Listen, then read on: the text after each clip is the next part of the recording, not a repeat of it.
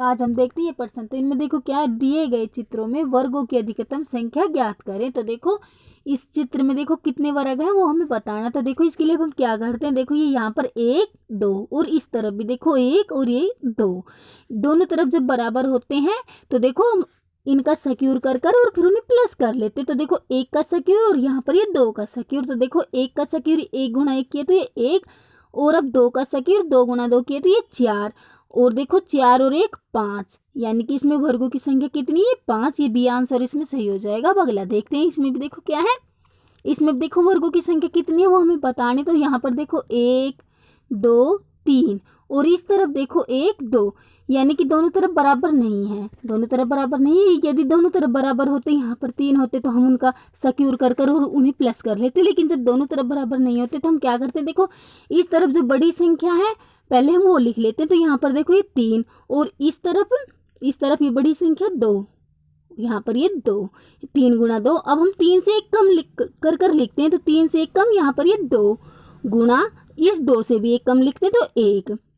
अब यहाँ पर ये 1 आ गया, यानी कि आगे नहीं बढ़ाते। जहाँ पर जब 1 आ जाता है तो उससे आगे हम संख्या को नहीं बढ़ाते। तो देखो 3 गुणा 2 किए तो ये 6, 3 गुणा 2 किए तो 6, और यहाँ पर ये 2 गुणा 1 किए तो ये 2 गुणा 1 किया तो ये 2। अब 6 और 2 को भी हम प्लस कर लेते तो 6 और 2 ये 8, यानी कि इसमें ये 8 आ जाएगी। इसमें वर्गों की संख्या 8।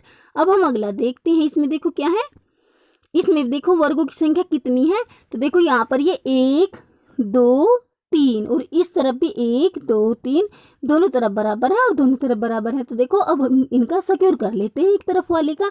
तो देखो 1 का सक्यूर, 1 का सक्यूर, 2 का सक्यूर और 3 का सक्यूर। तो देखो 1 गुणा 1 करते हैं 1, और 2 गुणा 2 करते हैं तो ये 4, और 3 गुणा 3 करते हैं तो ये 9। तो देखो 1 + 4 + 9 ये 14, यानी कि इसमें वर्गों की संख्या कितनी है 14। ये सी आंसर इसमें सही हो जाएगा। अब हम अगला देखते हैं, इसमें देखो क्या है, यहाँ पर देखो ये 3, यहाँ 7, यहाँ 10, यहाँ 12, यहाँ क्या आएगा। तो देखो इसमें ये किस प्रकार किया हुआ है। तो देखो इसमें ये 3 में देखो 4 प्लस किए हुए हैं, 3 में देखो 4 प्लस किए तो ये 7, और देखो 7 के बाद ये 10, तो 7 में देखो 3 प्लस किए हुए हैं, 7 में 3 प्लस किए तो 10, 10 के बाद देखो यहाँ पर ये 12, यानी कि 10 में 2 प्लस किए हुए हैं, तो 10 में 2 प्लस किए तो ये 12, यानी कि देखो पहले 4 प्लस किए थे, फिर 3, फिर 2, यानी कि अब हम 1 प्लस करेंगे। तो 12 में हमने 1 प्लस किए तो 13, यानी कि यहाँ पर ये 13 आ जाएंगे। ये आंसर इसमें सही हो जाएगा, 13 आ जाएंगे। अब हम अगला देखते हैं, इसमें देखो क्या है, यहाँ पर देखो ये 25 है, 25, फिर इसके बाद देखो यहाँ ये 16 है, फिर 9, फिर 4। तो देखो यहाँ क्या आएगा, यहाँ क्या आएगा, इसके लिए अब हम इसमें देखते हैं। देखो इसमें ये 25 16 ये 9 ये किस प्रकार किया हुआ है। तो देखो इसमें क्या किया हुआ है, इसमें देखो पहले 5 का सक्यूर किया हुआ है, 25 5 का सक्यूर, यानी कि 5 गुणा 5, 5 गुणा 5 25, फिर 16 ये 4 का सक्यूर किया हुआ है, यानी कि 4 गुणा 4 तो ये 16, 9 इसमें 3 का सक्यूर किया हुआ है, यानी कि 3 गुणा 3 9, और 4 देखो 2 का सक्यूर किया हुआ है, यानी कि 2 गुणा 2 4, यानी कि अब हम 1 का सक्यूर करेंगे। तो 1 गुणा 1 करते हैं तो 1, यानी कि यहाँ पर ये 1 आ जाएगा। ये इसमें ए आंसर सही हो जाएगा। अब हम अगला देखते हैं, इसमें देखो क्या है, समय, घड़ी, वायुमंडलीय दाब। यदि समय का संबंध घड़ी से है तो वायुमंडलीय दाब का संबंध किससे होगा। तो देखो इसमें क्या किया हुआ है, देखो घड़ी समय मापने का यंत्र है, घड़ी समय मापने का यंत्र है, वैसे ही बैरोमीटर वायुमंडलीय दाब मापने का यंत्र है, बैरोमीटर वायुमंडलीय दाब मापने का यंत्र है, यानी कि इसमें वायुमंडलीय दाब ये बैरोमीटर से हो जाएगा। अब अगला देखते हैं, इसमें देखो क्या है, रक्त का हृदय से, रक्त का संबंध यदि हृदय से है तो पसीना का संबंध किससे होगा। तो देखो रक्त का जो संबंध हृदय से है वही संबंध पसीने का त्वचा से है, तो पसीने त्वचा से हो जाएगा। अब अगला देखते हैं, इसमें देखो क्या है, देखो यहाँ पर ये TIME यदि इसे हम दर्पण में देखेंगे मिरर में तो यह कैसा दिखाई देगा। तो देखो जब हम किसी भी चीज़ को दर्पण में देखते हैं, मिरर में देखते हैं, तो देखो जैसे कि हम जब दर्पण में स्वयं को देखते हैं तो हमारा मुंह अगर हम पश्चिम की तरफ कर कर खड़े होते हैं तो हमें वह पूर्व की तरफ दिखाई देता है, और पूर्व की तरफ यदि हम मुंह कर कर खड़े होते हैं तो पश्चिम की तरफ दिखाई देता है। तो इसी प्रकार ये भी TIME, इसमें देखो सबसे पहले टी है, यानी कि यह हमें सबसे लास्ट में दिखाई देगा, सबसे लास्ट में, और सबसे लास्ट में देखो यहाँ पर ये ई है, यानी कि ये हमें शुरुआत में दिखाई देगा। और देखो ई हमारे सीधे हाथ की तरफ है, यानी कि दर्पण में देखने पर ये हमें उल्टे हाथ की तरफ दिखाई देगा। तो देखो ऐसा इनमें से ये ए में भी है, बी में भी है और डी में भी है ई। और इसके बाद देखो हमें एम दिखाई देगा। इसके बाद एम देखो ये बी और ये डी में, बी में और डी में। इसके बाद देखो आई दिखाई देगा, आई भी देखो इन दोनों में ही है, बी में भी और डी में भी। और इसके बाद देखो हमें टी दिखाई देगा, यानी कि इस प्रकार दिखाई देगा जैसे कि इसमें ये डी वाली में दिखाई दे रहा है, डी वाली में, क्योंकि बी वाली में भी वैसे टी दिखाई दे रहा है, लेकिन ऐसा तो हमें जल में दिखाई देता है, ऊपर वाला हिस्सा नीचे की तरफ और नीचे वाला हिस्सा ऊपर की तरफ।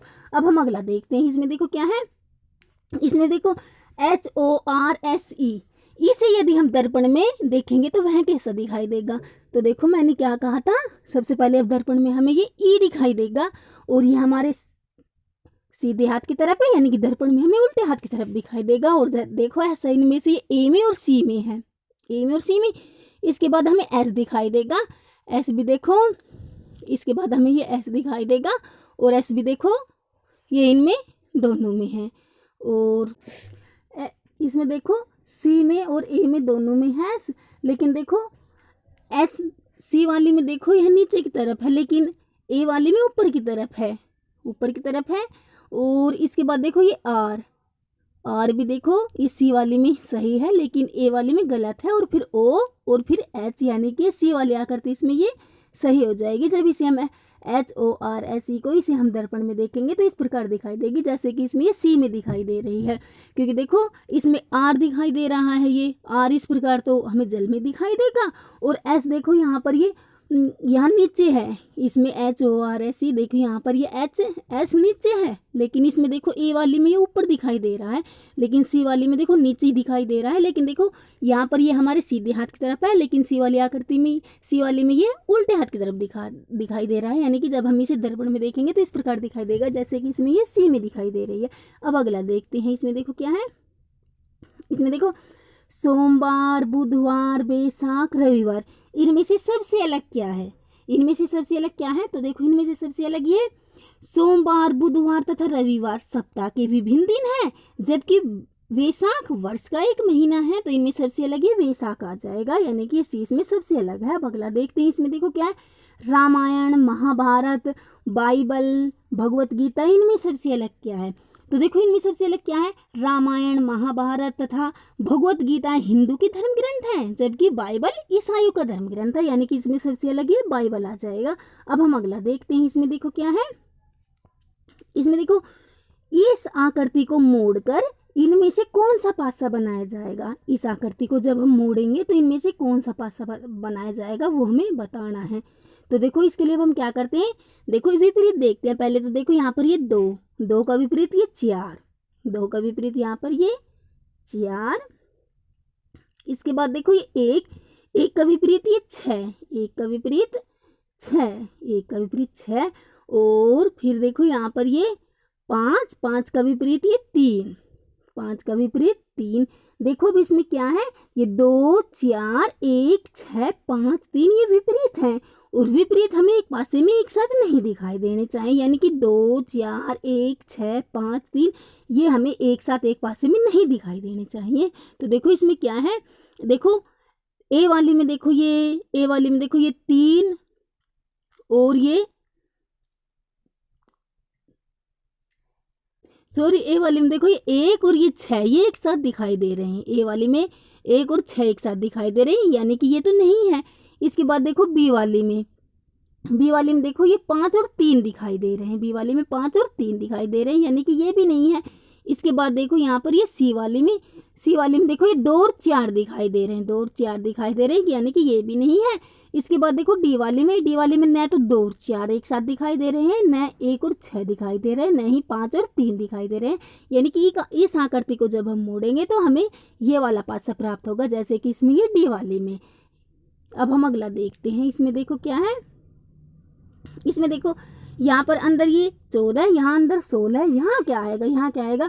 तो इसके लिए हम ये देखते हैं कि 14 और ये 16 ये किस प्रकार आए हैं। तो देखो इसमें क्या क्या हुआ है, इसमें देखो ये 4 + 3 + ये 4 + 3 इन सभी का योग देखो 14 है, और अंदर यहाँ पर ये 14 ही है, इन सभी का योग 14। इसी प्रकार इसमें भी देखो 5 + 6 + 2 + 3 इन सभी का योग देखो 16 है और अंदर यहाँ पर ये 16 ही है, अंदर 16 ही है। इसी प्रकार अब हम इसमें भी कर लेते हैं। इसमें देखो ये 5 + 2 + 7 + 9 ये देखो इन सभी का योग ये 23 यानी कि अंदर इसमें ये 23 आ जाएंगे।